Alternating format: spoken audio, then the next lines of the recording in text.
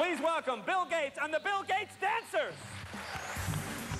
He started out as a shy, computer-obsessed teenager and ended up the richest man in the world. Lifestyles of the rich and famous. No, that's never been Bill Gates. You get the sense that the money is almost an annoyance to him. William Henry Gates III, most people just call him Bill Gates, has built an empire by thinking way outside the box. I have no doubt that 100 years from now, he will be talked about in the same way that Rockefeller and Carnegie and Ford are talked about, as people who transformed an era. Now, after leading the digital revolution and facing several government antitrust battles, Bill Gates is a different man than he was just a few years ago.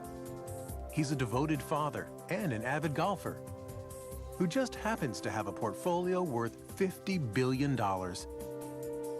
He could rest on his laurels, but that's not the Bill Gates style. What makes Gates so competitive is that he finds it fun. He finds this like a thrilling game, like the games he used to play as a kid. He's loved and respected, hated and reviled. But one thing neither detractors nor supporters can deny is the lasting impact Bill Gates has had on our time. The values that shaped Bill Gates as one of the business titans of the 20th century go back to his roots in the Great Northwest. Bill's great-grandfather, J.W. Maxwell, founded the first national bank in Seattle. The Maxwells enjoyed their privileges and social position, but were never ostentatious about their wealth. Their son, Willard, also a banker, and his wife, Adele, who had a passion for playing cards, were among Seattle's top civic leaders. Their only child, Mary, was a lively, intelligent girl who made a name for herself as a student leader at the University of Washington. Athletic and outgoing, Mary Maxwell was sometimes referred to as Giggles. Her drive and energy struck everyone who came in contact with her. There tends to be a handful that is right at the core of the action. Mary was at the core of the action. Mary was unaffected, straightforward, charming, but immensely determined. It was at the university that Mary Maxwell met and fell in love with a quiet, scholarly young man, Bill Gates Jr., who would go on to become one of Seattle's most prominent attorneys. When Bill and Mary wed in 1951, she decided to give up a career as a teacher to raise a family and devote time to charitable work. The first of the Gates' 3 children, Christy, was born in 1953. She was followed by a brother, Bill Gates III, born on October 28, 1955. He was given the nickname Trey. That derives from the fact that he was William H. Gates III, and the card players in the family think of anything with a 3 as being a Trey, so he became Trey. His mother had an extremely close relationship with Bill from the start. She even took him with her when she volunteered as a lecturer in Seattle schools. It wasn't long before her precocious son would read the World Book Encyclopedia from A to Z. We'd lose him sometime for hours at a time, and when I would ask, "What are you doing?" he'd say, "I'm thinking, Mother." The Gates family prized competition, and young Bill loved testing his mettle in outdoor activities and indoor games. Among his favorite board games were Risk, in which the object is world domination, and the perennially popular Monopoly, where, with a bit of luck, anyone can become a tycoon. He was competitive in cards with his sister, races to see who could do jigsaw puzzles faster, ski racing, sailing, whatever. He wanted to do it well and as good as the other folks that he was with. Every summer, the Gates went off to their place on the Hood Canal called Cheerio. It was here that Bill, his younger sister Libby, and the rest of the family joined friends in staging their own Olympic Games. If you stayed overnight and had a couple of days with them, you would come away exhausted from games and activity. It was a very lively scene. It was definitely competitive, there's no question about it, and the children were all part of that. There was never a dull moment.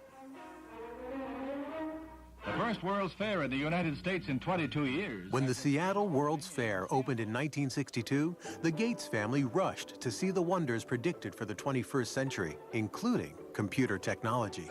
Imagine, if you can, an electronic brain. Bill often returned to visit the high-tech exhibits. It was already clear that he had a natural talent for math and science. But he was also becoming something of a loner, showing signs of preteen rebelliousness that was putting him at odds with his mother. Mary and I grew up in very orderly families where parents were controlling personalities, and we carried that forward.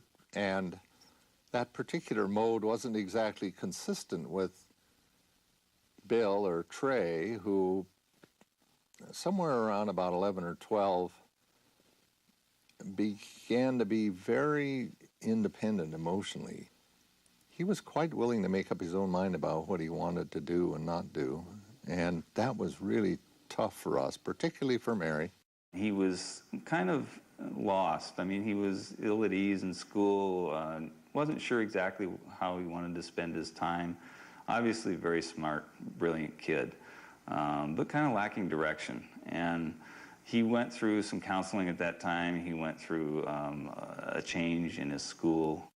Although they believed in public education, Bill's parents felt he would find more direction and discipline at Lakeside, Seattle's best private prep school. He began to blossom at Lakeside. He was an excellent math student.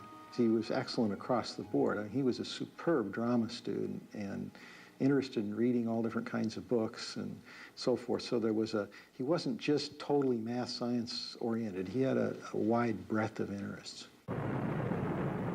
When Bill started high school in 1969, the U.S. space program was at its peak. Apollo 11 took men to the moon that July. The Eagle has landed. But the computers that made it possible were still electronic giants that cost millions of dollars and required an army of people to run. Most schools at that time could never consider buying a big computer, but Lakeside had made an extraordinary deal that would be fateful for Bill Gates. A Seattle company offered the use of its computer through a teletype link to the school. Young Gates was entranced by the possibilities of this primitive machine and started spending every free moment in the computer room. The story has often been told, and it's completely true, that he would get up at night and leave and go over to work on the computer and come back, and we wouldn't know that he'd been gone. Bill Gates shared this addiction with upperclassman Paul Allen, who could not have been more different from Gates. He was not only 2 years older, but substantially larger. Where Allen was quiet and contemplative by nature, Bill could be shrill and confrontational. Nevertheless, this odd couple was destined to make history together. While attending Seattle's prestigious Lakeside Prep School, Bill Gates met Paul Allen, an upperclassman who shared his obsession with computers. They bonded by writing software code together, and somewhat competitive.